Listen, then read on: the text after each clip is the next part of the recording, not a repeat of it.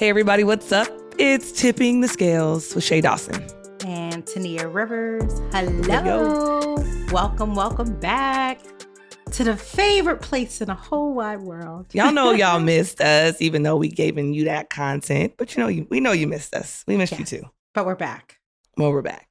Yes. Well, I got a lot of rasp in my voice today. I know. You're like this sultry Anita Baker. I mean, I know you're a little young, John. Do you know who Anita Baker is? Of course. I gotta check. You're a little chicken, so I gotta make sure. I know, but Mom made me clean the house on Sundays too. Okay, we would listen to everything, the whole gamut. Sade, Anita Baker, just had a good vibe. Okay. How you feeling today? So you woke up this morning, which is always a blessing, but how are you feeling? How are things going on your end? I mean, I'm good. There are some outstanding things that are taking my brain space and it's driving me crazy. Yeah. So but I'm you're good. Built for this. I mean, I'm blessed. Yes, right. I actually had like a really good cry the other day. Crying is I don't know if you've ever had a good cry, like where you just comes out of nowhere. It's unexpected. Cleansing for the whole entire soul. Yes. Like I had guests over, my family, my friends, like for I don't say 2 months in rotation. And so that's like changing the linens, doing the whole 9, getting the house ready or whatever. And my best friend left back to San Diego last Sunday and the house was quiet. I was by myself. I was reflecting on oh my God, the memories. Wow, I just made all these memories. In 2 months, it was so good. My mom stayed, like I told you guys last time. And I was by myself. And then the night before I went to John Mayer concert with my work bestie, Anna Karifa Johnson, AKA, shout out to AKJ. Shout out.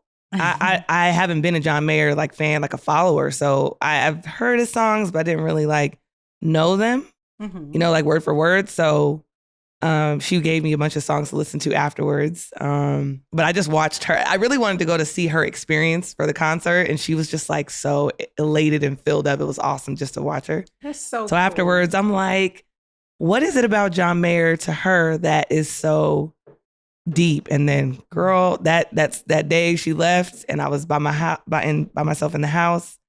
I turned on Gravity. Oh yeah, Gravity. Oh my God, yes. Right? So he had these words that were so deep, and I was following along. It was amazing. Yeah, and those words touch your soul, touch my soul, and all the things that I've been holding in, as someone who's always there for other people, I was just like. Oh my God. It just came out and just, it was refreshing. I'll say that. Yeah. I have to encourage you to do this because we are one and the same where we are so selfless that we give so much of ourselves to other people, but we also forget to take care of us. So here's a reminder to take care of you and just continue to do the things that you need to do for you because you always give every fiber of your being to others, which is great. And I applaud you for that. But at the same time, in that same vein, you have to take care of you. Yeah. You have to give yourself the love that it needs because you pour so much in other people that don't forget to pour into your cup as well. Yeah. No, thank you for that reminder. If you need a little stir in that cup, you call mama, okay? Man, it was a wild roller coaster, but it was good. It was a good reflection. And the POV is happy people go through those times too, right? And I don't think I ever really show that sometimes. And I think people always get shocked when they see me emotional, but it's nah, that's just a culmination of giving. And it's sometimes, you're wearing that, you're filled up with people's things too. So that was just a way to let it all out, what I was feeling, what other people were feeling. Just I was on Insta crazy. The other day and I saw a picture of you with tears streaming down your face and I started crying. I was like, okay, I need to stop. Because tears can mean a lot and, tears are the way to just cleanse your body. And it's a necessity. If you're not crying, then you are not healing because crying is healing and that's part of the process. And crying is also a celebratory experience as well. So don't be afraid to let those tears flow because God gave us tear ducts for a reason, right? Okay. And so many people I know have not cried in a long time. Yeah. You know what I'm saying? So that was myself. And this is why I love this podcast because it does give us permission to be ourselves. And so I remember that in that moment was no, like Shay, you deserve this good cry. Like it was a joyful cry. It was gratitude It was a filled, lot of but it was different like it was a emotions, it lot of sounds different like. emotions. Yeah, and that's so good. I'm Yeah. so proud of you, little Thank lady. you. Thank you, honey. So that was my weekend. I would be remorse. Look, one of the things I have to make sure that I say is I had such a good time seeing you in New Orleans. It was Oh so my God. fun. We had such an amazing time. We did. Shout out to Kurt. It was good to meet Kurt for the first time, and just seeing Who's you Kurt? guys. That's look. Kurt is the whole man behind the scenes to make things happen. So it was such a great experience. And then, just our alone time that we had going out to eat and just, sitting there next to each other. It's like, this is my little sister for real. And I thank God for you because I've always wanted a sister. I got two brothers instead. But you're definitely the sister that I always wanted. So thank you for being you. I love you too. And I had such a good time. And it was real quick, but it was like just the right amount of time. Like I saw you 2 days in a row, but like, short stints. And it was perfect. Wait, so the funny thing is I was telling Brother Muhammad, like, hey, Shay's here. He knew I was spending time with you. And then all of a sudden I was telling him, I was like, oh, Feast came to town. I haven't heard anything from Shay. I like texted her twice. She didn't respond. That's not like to her. I was like, oh, let me leave her alone. I forgot she hasn't seen her boo in a little bit. Yeah. So I need to shut it down. But yeah, I was like, hey Shay, what you doing? Anything? Want to go out? Crickets. I was like, oh my God, I'm being ghosted by Shay right now. We need the crickets. Like we need the keyboard that like, makes the sound so I can put the cricket right there. But yeah, definitely was spending time with my man. So excited to see him. So I had to fall back. And the because I'm final part already is also his lonely and element. Nola like, oh, I'm by myself. And that's his element too. So I kind of just wanted to be like, his little arm candy, like have him tell me where we going. I know, that's right. So that's what I just waited until he told me what was up. So didn't mean to ghost you, T. My bad. I know why. And I technically didn't ghost you because we hung out 2 days in a row. So like, no, it was kind of a little ghosty, like a little mini ghost. It's kind of ghosty. Little ghosty. That's a new word. That's a word. It's kind of ghosty. Little ghosty. Little ghosty. Not a full blown ghost, but a little ghosty. Right. But I knew what you were doing, and I was fine with it. I applauded. So thank you, honey. You're welcome.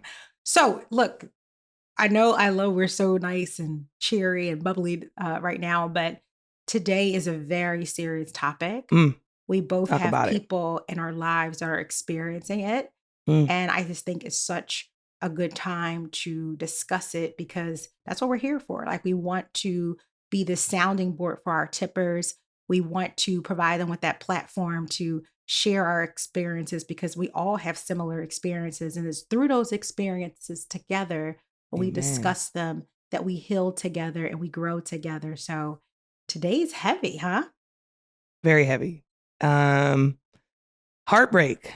Yeah. Like, you have a hospital when you get injured.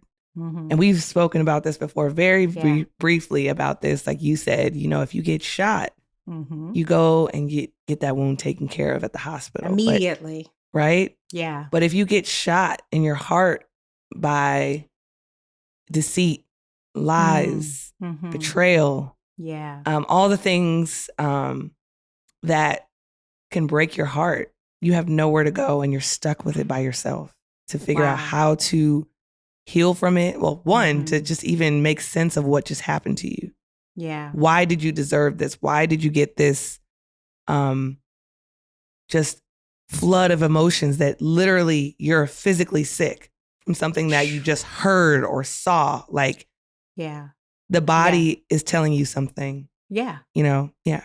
Yeah. And when you go through a breakup, I love how you said your body is physically sick because it is.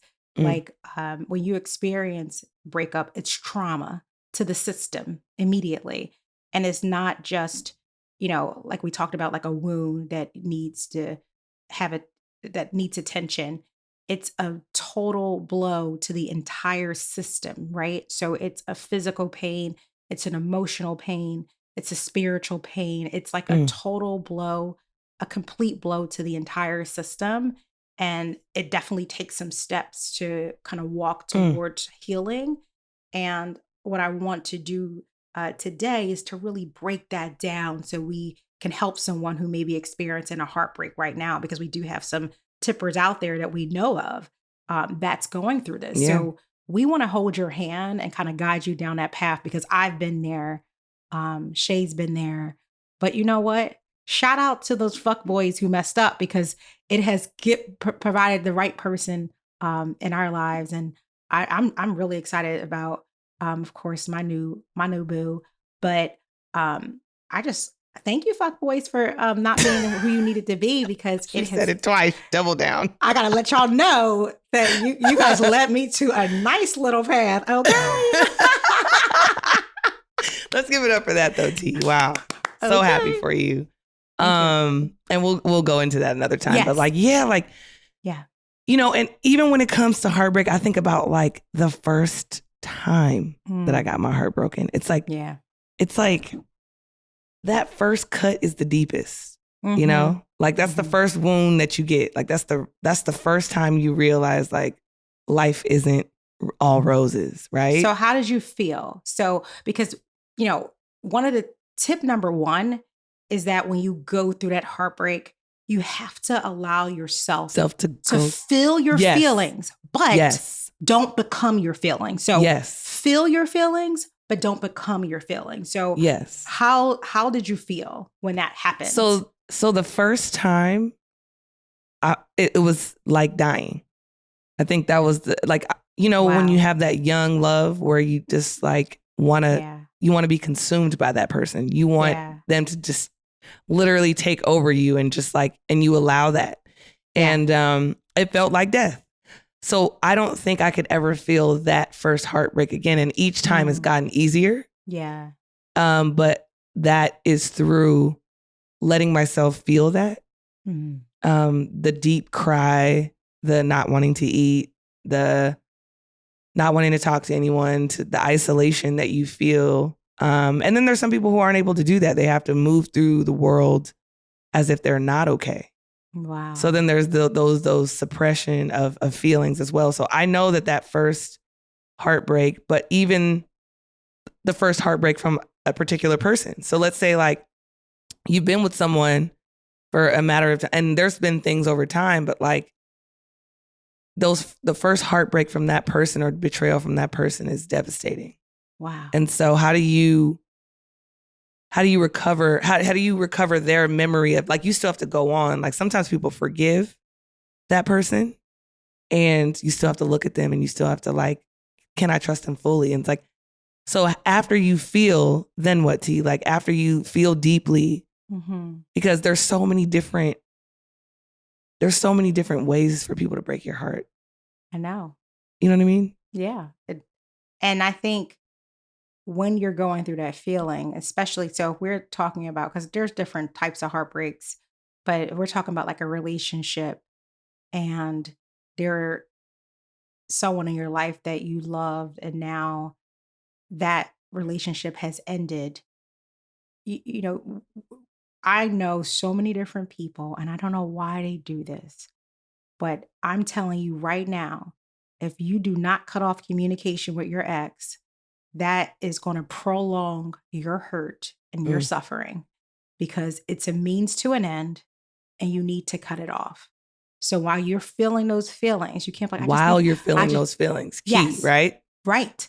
You can't say, oh, I just need to hear that person's voice. I just need to hear that person. I just want to talk. It helps me. No, it's not helping you. It's hurting you.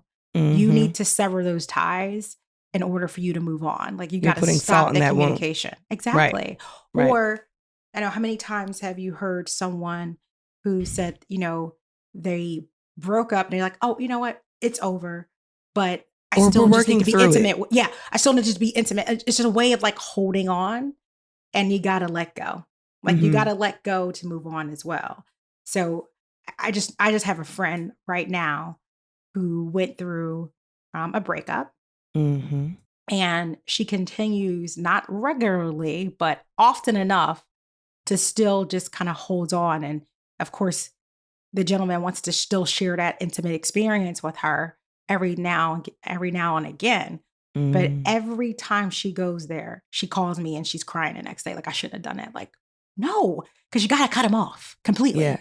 Yeah. So how do we cut them off? Meaning the world, right? Everyone listening, like, how do we help people understand how to cut them off? Like, what are the things that you've done? I know I have deleted the number, but then that doesn't help. So like, it's like, because you know the number because they're going to call. So you block it. Yeah. If you can block it, that helps.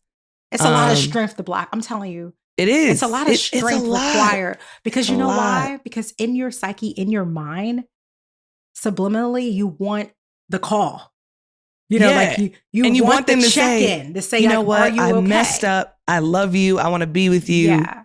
That's what you really want. Yeah, you want to hear it. But you know, in your deep down in your heart, sometimes, and the thing about heartbreak too is, we know sometimes, but most of the time actually, we're not surprised.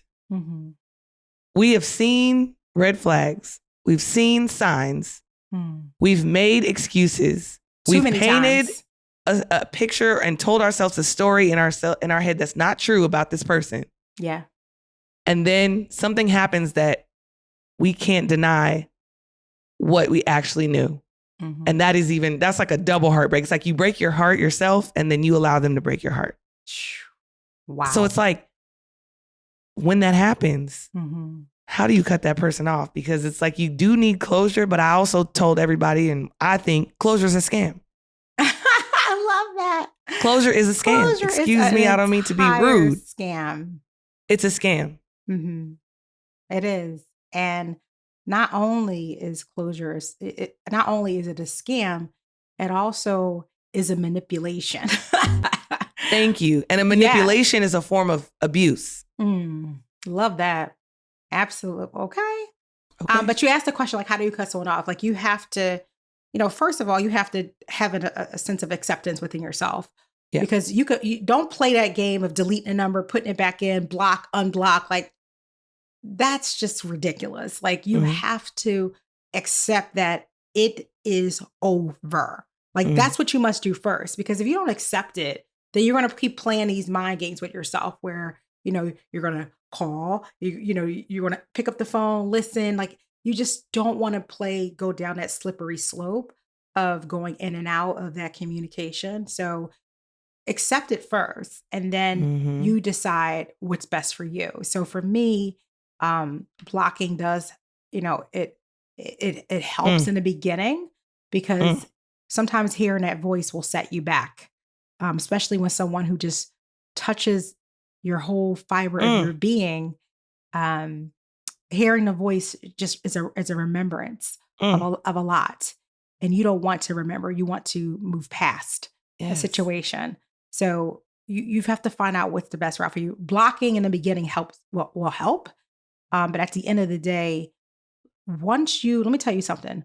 Once you accept that is over, a phone call is not going to matter. It's not. Because you don't want to, you're not going to entertain it.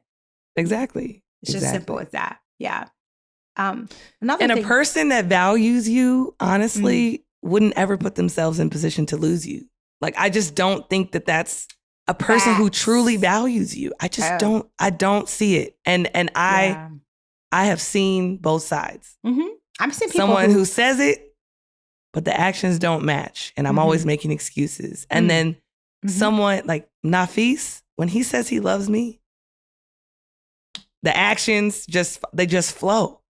They just flow. Whether that's something that he's done that's disagreeable, or whether that's something that I didn't expect. It's just like every time that he does things, I'm like, I was accepting second best. Yeah. So I just don't believe that someone who truly values you would put themselves in position to lose you. I think it's too.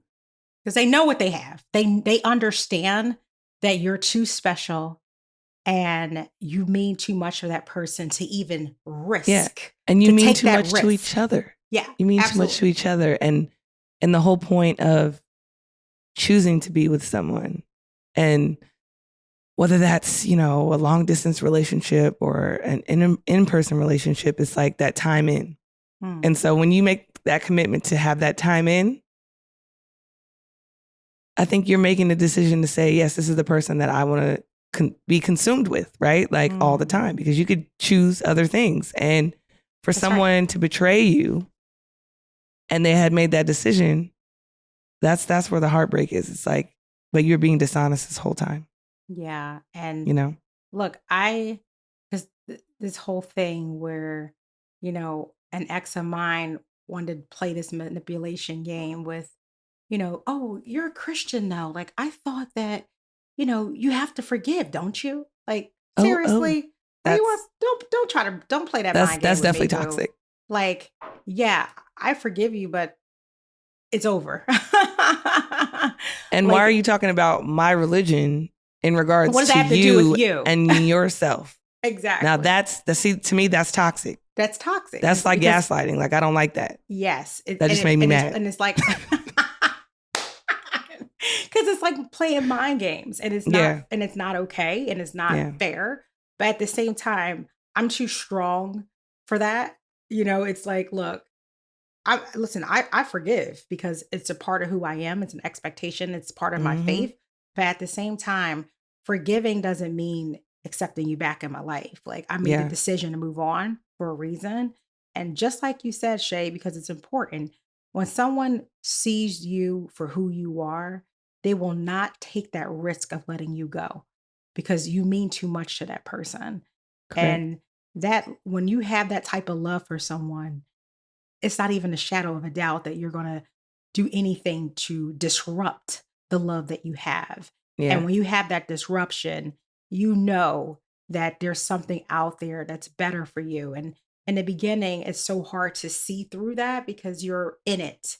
And it's hard to see in the future from where you are right now because the hurt is just so prevalent in your life. But at some point in time, that pain that you have will subside. And don't judge the length of your healing process because that can look different for a lot of people. I like that. It's sometimes you don't heal completely, but you learn to deal with what you've been through.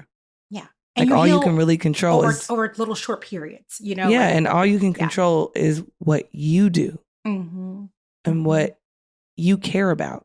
And at some point you have to begin to love yourself more with actions. You can't just say, oh, I love myself. I love myself. Well, what are you doing for yourself each and every day to make sure that you're completely, and we talked about this too, being 100%. When you're 100%, heartbreak still happens to you. Yes, right. But your mechanisms, the things that you do when stressful life events happen, become more routine, almost like training in the military, because you've trained your heart and your mind to understand that because you've been hurt, because you've been betrayed is not your fault. It has nothing to do with you. That betrayal always has to do with that person and their turmoil and what they're going through. So you cannot blame yourself for that, especially if you're being faithful and you're being truthful and you're being supportive, like you've done your part. Correct. And let me tell you something. Someone else is going to appreciate that person who you are, all the love and energy and time that you poured in that relationship. Someone else is going to recognize the special person that you are and will treat you accordingly. Correct. So don't let that experience kind of muddy the waters of something else that's coming in your way. And it's funny, Shay, because a while ago, you had told me this when I was like, this sucks. I don't, being single sucks. And I was kind of going through that healing process. You said, T, the right person is going to see you. You say, T, you're a whole snack and someone's going to pick you up and you won't even think about your past. No. And that is so true. But it's also how you were radiating. Yeah. You have to radiate in a way that like people want to feel that all the time. Yeah. Like you have to fill other people up, fill the room up, live in your joy, live in your greatness. And people recognize that. Like guys don't want to, be with someone who they have to constantly like reaffirm, reassure. They want someone who's sure about themselves as well. Like it's 100, 100. We don't want to do it as women either. And we don't want to, that's what I'm saying. It's 100, 100. Yeah. Oh, yeah. Like when I think about like my past, and you heard me use this this terminology before, and about those emotional vampires that come in and zap up all your energy and take everything and take, but they don't pour anything into you. Right. And that is exactly what happens in those relationships where you're giving more than when you're receiving. And that's when you're not whole. And then you're just allowing someone to leech onto you. But when you're whole, they know their boundaries. They can see the they can see the clear boundaries. They really can. And obviously with this podcast, they can hear the boundaries. But before it's like people feed off energy. So a lot of times when I've been taken advantage of, they have felt my energy. Like I said, I had daddy issues growing up, and there were times when I was needy, when I would allow things, when I would accept things, because I felt like I needed that extra love besides my brother. I'm like, I know there has to be this other kind of love out here. Like I'm trying to feel that, but not understanding that healthy balance or what it looks like exactly. So it's just like you start to learn. You start to learn how to project, I guess, if that makes sense. Makes sense. Absolutely. And you know what I found too, Shay, that's super helpful, because people like you and other people that God had put into my life when I'm experiencing certain things is you got to have a support system. You got to have someone who you can talk to. And, when we had Feast on, we talked about not being afraid to talk to someone else, a neutral party, by way of a therapist to help you. So don't be afraid to do that either, because some people, again, we talked about this. Be afraid.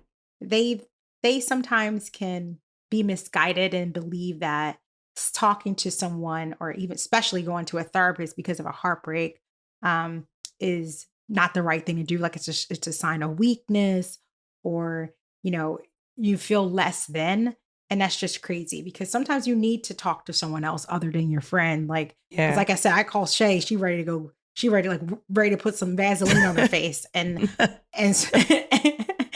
go hurt someone. So it's great sometimes to talk about what you're experiencing to a therapist. But whoever your person is, you just have to make sure that you have that support system, someone that's going to help. So that's like the other thing. Yeah. Support system, right? So you feel deeply. Yeah. You control what you can control. What was the last thing you said? What did I say about just being able you just said it.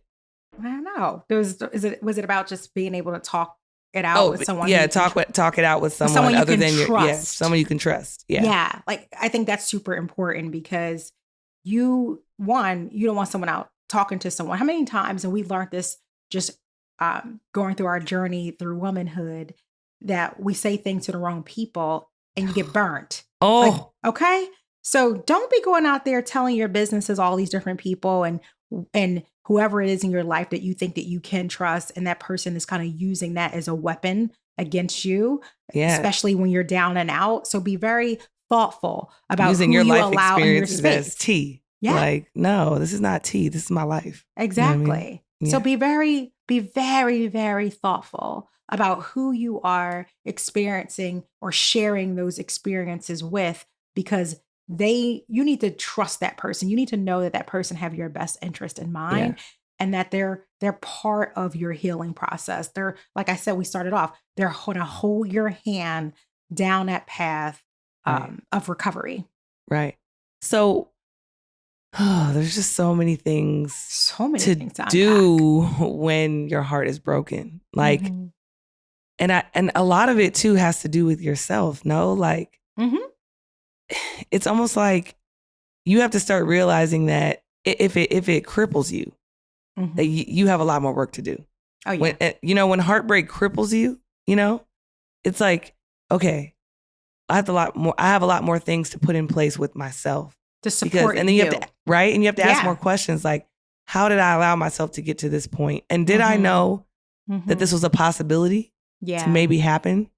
And sometimes you are blindsided. Sometimes you are with someone who you don't completely know, but there may have been signs of like, oh, that was weird, So, but there are those little signs. And like I would say, just from a healthy relationship standpoint, where look, I don't know what the future holds, and I don't put anything past anyone, but I do know love. Mm-hmm. And so when the love starts feeling different, then that's when we gotta start to have conversations, right? And I think sometimes when there's a shift in the relationship, we kind of just pass it over and we just say, oh, that was just that. So I think, again, trying to train my mind to say, I know how it feels, the healthy love. And if it ever starts to change, then I need to address it. And I can't let it go. I got to be brave in that aspect. You know what I mean? To say like, our relationship is changing or things are changing because people change. Yeah. Right? But I think you grow. Shay, the key word that you just said there was healthy love.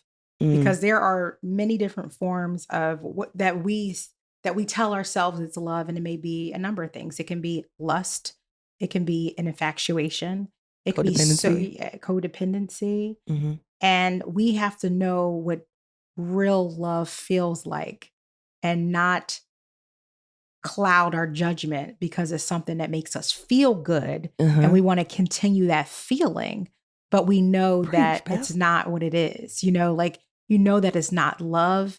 It's just a feeling that's great. And not everything that feels good is love. Like, we need to make sure that we understand that. Talk about it. Okay? Talk about it. Okay? Because that's when you're like, oh, nope. This is too dangerous. This is not good. This is not for me. I don't want it. Yeah. And I don't want it. Listen, I think too is that we have to have really high expectations of what and of people who are going to share the space in our heart. Yes. We must have high expectations. And if someone is falling short, you need to make that determination if that person is right for you. Because how many times have we, especially I think about in my younger years, made up excuses to stay in a relationship? Like, oh, that person's going to change. Oh, I want to work around that. Oh, I need to do this. Like, we start to really believe the BS that we're selling ourselves. Right. Like, we're like eating BS for breakfast. Yeah. And on a daily basis. And when you start just keep eating that BS, you're going to fill yourself up with shit in your belly, and you're never going to be able to move past it. So we got to stop that nonsense. You know that one of our greatest gifts that we have is our intuition. And it's almost like a compass that guides us in the direction that we should go. But when you start turning off that compass and turning off that navigation, that's when you stay stuck in a situation that you shouldn't be in. It's just simple as that. I mean, mic drop. Like that, that is what it is. Yeah. That is what it is we cannot eat shit for breakfast. Like we cannot. Like, and tell us it's Wheaties or whatever your favorite breakfast food is. But the thing is like, that's what I was saying. Like, then that means we have to do more work, because sometimes we allow ourselves to spin these stories. Right. Spin this reality that doesn't exist. It's crazy with these stories people, I've heard. With these people we know have no intention to love us the way we want, or changing, or just being like selfless, or like knowing that. And I say that meaning the other partner has shown all those things. Obviously, if you're not giving all of that, you shouldn't receive that. But like, there's a lot of times out there where you're like, but I'm cooking, I'm cleaning, I'm, he's driving my car, we're doing this. Like, it's not true, boo. It's like, stop it. Don't start making a list of all the great things that you're doing, because you are wonderful and you are doing those great things. But those great things is not going to convince someone who doesn't love you to love you. Like, and you need to know that. And if they're not including you in their life decisions, in their life, if they're not saying words like we, if they're not talking about the future, us, if they're not, if they have kids and you've been together for a while and you haven't met their kids. Yeah. The writing's on the wall for me. Like, Nafis, he was very, very, prescriptive with his child. He was like, I have a daughter, and I didn't meet her for a minute while we were just trying to figure out what we were doing. And then as soon as he knew, he asked me, would you want to meet my child? And I was like, absolutely. You know what I'm saying? Like, and I know for you as a single mom and dating, when when your son was younger, I know you had to either not date or shield or whatever the case was, because you didn't want to but at the same time, in and out of my son's life. Like that was exactly really important to me. But you knew that if you were dating somebody seriously, that they would have to meet your kid, correct? Oh yeah, absolutely. So if you haven't met someone's kid or kids, that's ridiculous. Or parents or family members. That's a red flag to me. Close folks close in your family circle. members. That's a red flag. It's a red flag. Now, sometimes guys will be like, oh, you want to meet my mom? And then mom's just mad cool. So don't go like, oh, I met my mom and I met his mom. He loved me. I met his mama. Sometimes that's the case. But you'll know, like, you can feel it. Yeah. You can feel it. Or when you ask them, hey, like, when am I going to meet your kids? Or, when am I going to meet your family? Those are all things that's all information for you to help figure out what you're going to do and if you can see yourself, with that person for the long term. Yeah. Because sometimes that breeds heartbreak too, because you spend all this time, you've been doing X and you've been doing all this thinking you're a unit. And the whole time that person's been trying to figure out if they even want to be with you long term or not. And that's a shame. Yeah. Especially, and when you have to start asking for basic things that should happen naturally, that's an indication too that you're not with the right person. Because when I got to start asking you for stuff that I know it's a requirement that should happen, that's when you talk about those red flag shade, like that's a true flag on the field. Okay. It's like penalty. Flag on the play. like stop it. Like if I got to start asking you for stuff that you should want to do, then you know that it's not right. I talked about before how my grandmother used to say, when someone really loves you, you don't have to even question it. You know it, you feel it in every, in your whole soul. Like you feel that love. Yeah. And it's a wonderful thing. But when you got to start asking, hey, can I meet your children? Hey, can I meet your family? Hey, can I meet your friends? Then something's not right with that, because you shouldn't have to ask. Someone who loves you, they want to show you to the world. They want everyone to see, like, this is the love of my life. This is my person. Please come meet my person, because I love this person and I know you're going to love this person too. Yep. That is exactly. They want to include you in the things that matter to them. Exactly. You understand that? Like the things that matter to them, they want you to be a part of that because of the love that they have for you. Yeah. They want you to experience the things that they experience, and they want everyone else to feel your magic that you bring to the table. And when that's not happening, then you know that there's a disconnect. Yeah. And what we can do is put in fillers for those disconnects. No fillers required. Like when you start putting in fillers, then, that's another red flag for sure. I love it. Yeah. That is great. Like, oh, two good booms in a row. And I also say, like, we also have to like stop jumping in the deep end with weights on. Like we see the danger ahead and we think that we can swim through it. You can't swim with weights on.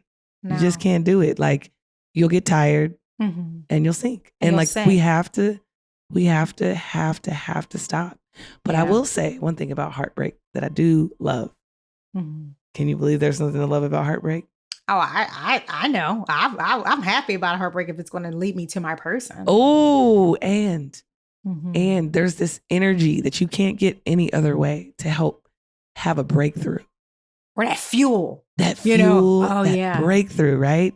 Oh, yeah. It's like you if you can channel it correctly and you can understand why you've been led through that situation or why you've been brought to that situation. Yeah.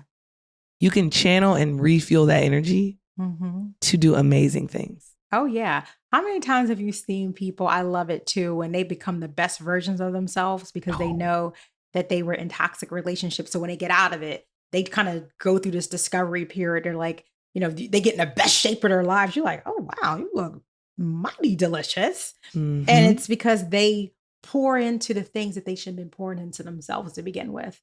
But instead, they were given so much of themselves that they forgot to take care of themselves. They put in so much of everything that they had into someone else that they let themselves go. And even when you do have a relationship that feels amazing, don't let yourself go. I mean, Shay, you talked about earlier how important it is for you to do the work that you need to do for you, especially if you get so stuck that you can't see yourself out of it. Then every episode I talk about it. Yeah. That that you have to do the self-work. And that's a necessity in order for you to heal, in order for you to be the whole person that you need to bring to that relationship. You have to do the work. You have to take care of all of you. So for mentally, spiritually, physically, we talk about exercise because it's such a big part of my life and it makes me feel so good. Yeah. I'm cranky. Yesterday, I had to get up so early. I had a town hall with our employees and then I had a big meeting. Like I got up super early and I didn't have time to exercise and I was angry. I was like stuffy all day, like just tight. And then I came home and I ran. I was like, okay, I feel better. But you have to take care of you. And part of taking care of you is eating the right things in your body. So we talked about not eating shit for breakfast, but what you should be eating is good things to fill your body up. That's going to create the best version of you. And that's eating healthy. That's exercising. That's taking care of your mental space, and whatever that is and whatever that looks like for you, you have to make the time to do it. You can't keep sweeping things under the carpet and expecting things to change. Yeah. And I will say heartbreak has led me to that as well. Like, I got my heart broken this year, not by my man, but just by my circumstances. Other people can break your heart. Employers, exactly. Girlfriends, people it catapulted me too. You have in your life, It took me to a whole nother level. I mean, my focus on myself and I already loved myself, but like, I really started to focus on just how I was showing up. Like, I knew I had this ability to like be vulnerable to the world. Like, I don't care. I have this like this bravery just to be myself. And so I started to do that even more. And I think you even said, Shay, like, what is it about you? What's going on? It's because I went through that heartbreak. Yeah. Like my heart was completely shattered because I had done so much work on a project and I didn't get the credit I deserved and I didn't Nothing like that. That's hurtful. It crushed me. Yeah. It crushed me. And you know what? I felt it. What did you do? Okay. Like, what did you do now? So what I want you to do, because I think this is going to be super helpful for our tippers. So think about when you went through that. Think about that crushing experience because that's what it is. It's like a huge weight that's just been dropped on you and you can't get up. How did you pick yourself back up? Because now I tell you all the time, like you radiate no matter what. And that doesn't mean you're going to experience other obstacles in your path, but you certainly bounce back and you bounce back strong. Yeah. So was there anything else that you've done through that process that we didn't mention that would be helpful for someone who's listening today that needs that inspiration? Yeah. And I'm smiling because I'm like, yeah, I did that. Like I got through that and like I came out way better. So like you said in the beginning, I felt it deeply. I cried and I cried and I cried. I cried down Nafis's shoulder. I cried on his lap. I would cry. And I went through this bitter stage of like, So that was your support person. Let's call that out. So Nafis was your support person. Yes. Yes. And my mom was my support person as well. And then also my mentor. I love your mom with her beautiful self. Hey mom. Thank you. Hey mom. Hey Lori. I leaned on those three people, Nafis, my mentor, and my mother. And at first they didn't give me any advice. They just let me cry and moan and bitch and all that other stuff. They listened to you. They listened. Yeah. Part of that is sometimes you don't want advice. You just want to cry out and talk whatever it is that's consuming you. You need to talk it out. Yeah. And you need someone who's a great listener to be to be your support person. So I love that you called that out because I think that's really important. And I've also learned that too. It's like, maybe they don't need advice right now. Maybe they just need me to go in and curse this person out with them. Right? Yeah, he sucks. He's this, he's that. But yeah, so they let me do that. And then it got to a point where they were tired of seeing me like that. That they kept reminding me like, okay, well, what are you gonna do about it? What are you gonna do about it? What are you gonna do about it? And I knew I couldn't do anything at the time. You can't say like, I need my recognition. You can't do anything. Sometimes you just have to do nothing. But so I did nothing in that aspect towards that thing that broke my heart. But what I did do was pour into myself. I literally. How did you do that? How did you pour into yourself? Well, we started a podcast. So that was one and then that took, bravery to reach out to Kurt and just say, hey, Tania and I would really love to join your network and love to do something on this show. We'll be How do you good. feel about that? And so that was one thing that saved me. So tapping into other things that bring happiness into your life, right? Correct. So tapping into those things. So that's important. So when we look at just that whole process of what you've done is exactly some of the things that we talked about already. You allowed yourself to feel your feelings. Yeah. But you didn't become your feelings. Right. You also reached out to someone who you knew that was going to be your support person, like those two people. So your mom, part of three is like your mom, your best friend, and Nafis. Mm-hmm. Like, so they kind of gathered and around you and supported you to help stand you up. Yes. You did that. And then you did what is the most important thing out of it all is you begin to tap into other things that brought you joy into your life. Things that that didn't have anything to do with them. Absolutely. Right. It didn't have anything to do with that project. So that was that. And then I changed my environment. I very important. I was very intentional about the apartment that I chose because the natural light, the spacing, the rooms have different mixed use, like, depending on my feeling, like a feng shui, like I changed energy. that. It was that energy. Yeah. I started to get healthier. I started to get more sleep. I remember you talked about that. You were you just go sleep and you were, you started to exercise again. Yeah. You going, eating healthy. So all the things that that's going to make you feel your very best. Yeah. That's the things that you did. And then lastly, I started pouring into other people. Love that. So I allowed myself to heal with them in terms of what they are going through. So in me giving service in return, I got their joy came to me and their gratefulness to say thanks for taking the time to talk to me. And then, so then I realized, oh shoot, like I got a whole situation over here now. Like I'm not even worried about that thing. So great. I mean, that's just a true testament to you. And I applaud you because you didn't get stuck. You didn't say, I'm going to let this experience consume me.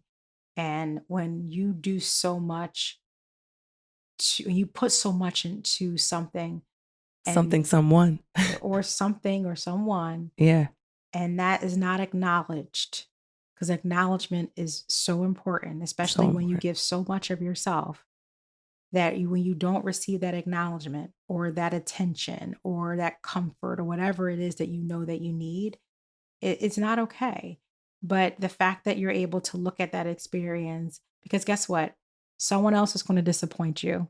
Yes. Someone else is going to fall short of your expectations. Someone is not going to acknowledge you for the work. I'm sure it's around the corner. Okay, so I'm ready. Someone's not going to acknowledge you for the work that you've done. I got my tools, and you have to know how to use those tools when that stuff happens again. So that way, it won't be as hurtful as it was the first time around. And each time you get better. Each time I know I will be better. Mm-hmm. So it's like, bring it on. And I'm also not afraid of rejection anymore. It's like, you say no, I'll go this way. Right? Okay. Yeah. You zig, I'll zag. Fine. Yeah. Just like failure is part of your process, so is rejection. And you need to know how to accept failure, move on, learn from it, and in order to continue to be the best version of yourself. So it's same thing with rejection. It's like, okay, like you need to understand that rejection is part of your process too. And you need to clap for your damn self. You don't clap for yourself, no one else will. And you know what? Before I had to make sure that we cover this because it's really important before we go, is that especially with heartbreak, it's something that may pull you into the direction of that other person who hurt you. Okay. It's a natural part of your healing process where you just say to yourself, I need this one more time. I need to hear that person's voice one more time. I need to see that person one more time. I need a hug one more time. Whatever it is, and you start to creep back into the space where you know your ass doesn't belong. Remember what sucked. Remember the hurt. Remember the things that person did to let you down. Soak in that moment. Remember that pain that you experienced. let that be the driving force that pushes you in the opposite direction, so you don't go back to going down that path of being let down.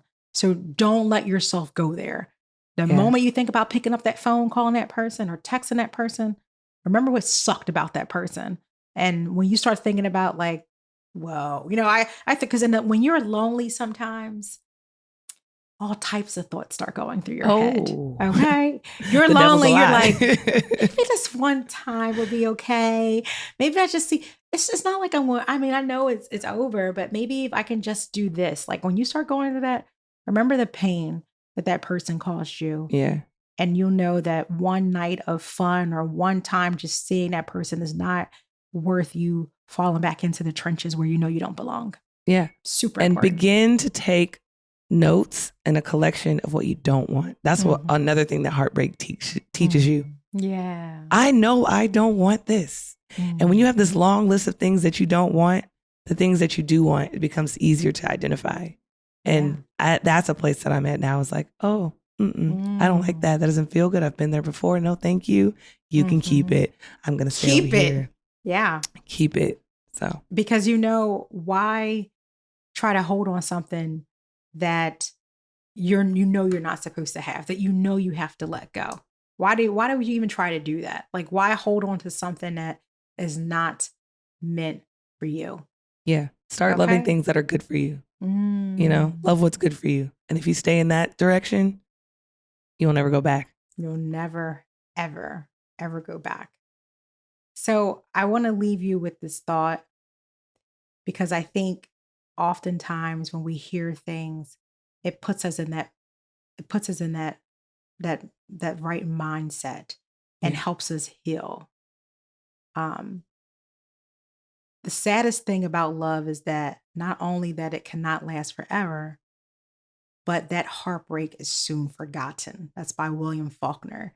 And I think that's just so important to know that at some point you're going to forget about this and you're going to move on.